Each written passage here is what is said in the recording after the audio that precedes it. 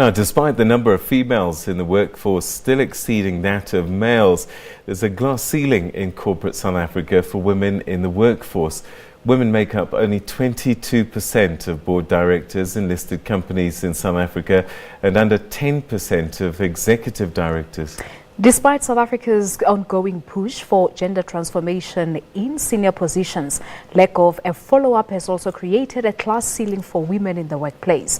Collen Lemawane spoke to Dr Linda Meyer, a career and educational specialist at Boston City Campus and Business College, and this is what she had to say on the subject. We must look at the female category occupies about 47% of the South African workforce. Of that, 32% are in managerial positions and less than 1% are in CEO positions. And further to that, throughout the African continent, we see that there's only approximately a 5% uptake in females that are in CEO positions.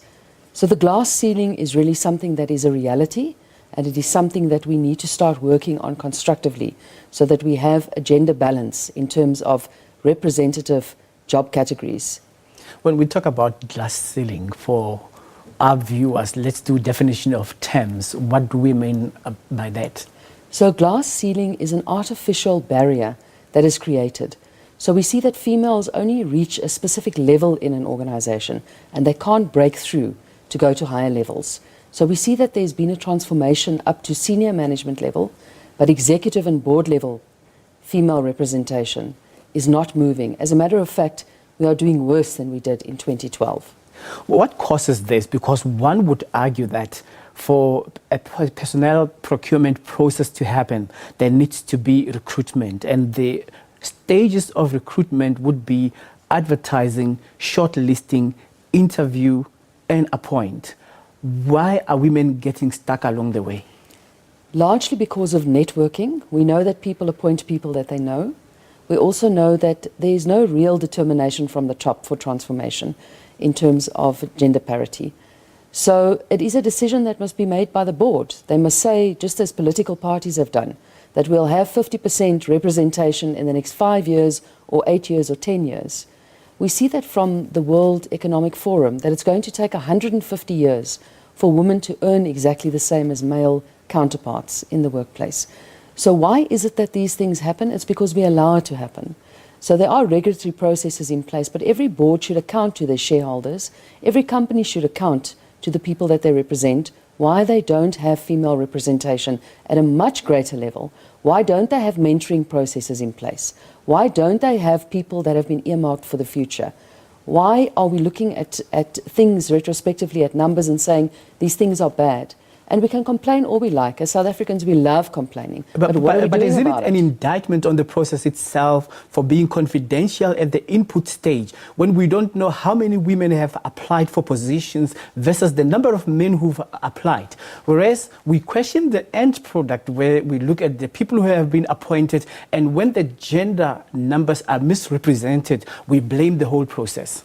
And that's exactly, you've answered the question in your question.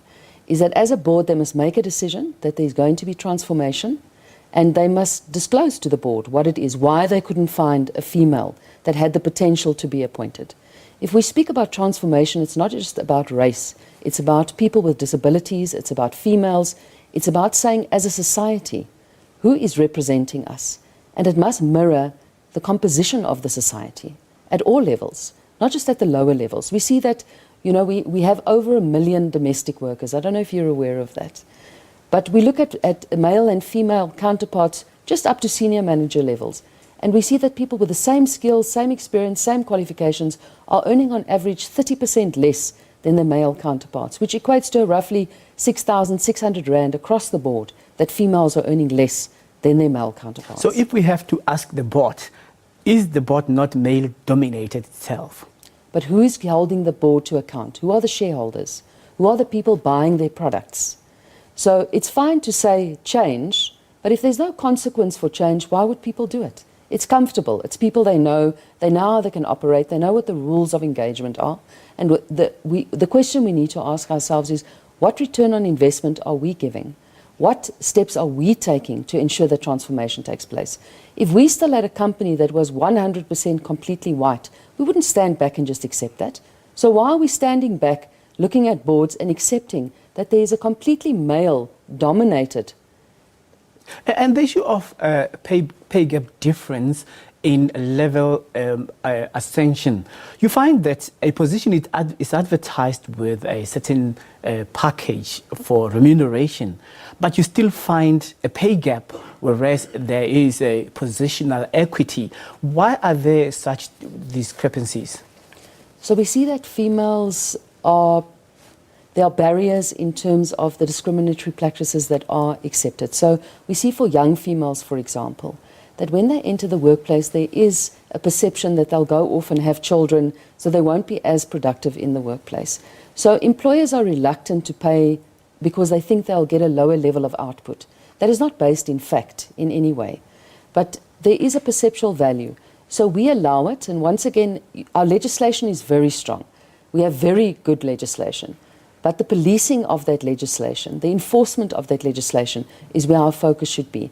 But largely, we should have a voluntary basis of companies saying, we want to transform, we want gender balance. What is it that we can do? And how do we hold ourselves to account? How do we hold ourselves to a higher standard? And then, shortly, do you think that we have made progress in terms of advancing to the 50-50 and equitable payment and appointment of women in the workplace? We've made up to senior manager level, but beyond that, we're going backwards. As I said, if we look at the statistics from 2012 to 2015, we have one female CEO of the top 50 companies in South Africa, of Naspers. One black female that represents the entire female category in the top 50 companies in this country. And that is not acceptable.